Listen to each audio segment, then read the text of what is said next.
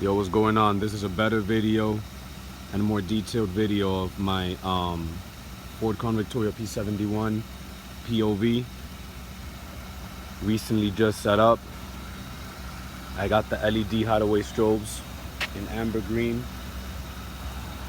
I got two in the front.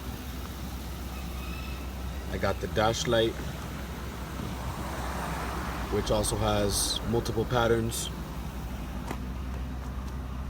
Got my side LEDs, full install done by me. I got the rear LEDs on the reverse lights, also amber green. And I got the deck lights. All my LEDs are very bright 3-watt LEDs. Low voltage. And as you can see here,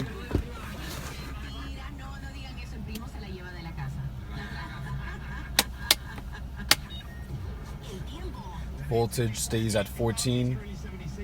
Doesn't even decrease, maybe by 0.2, 0.3.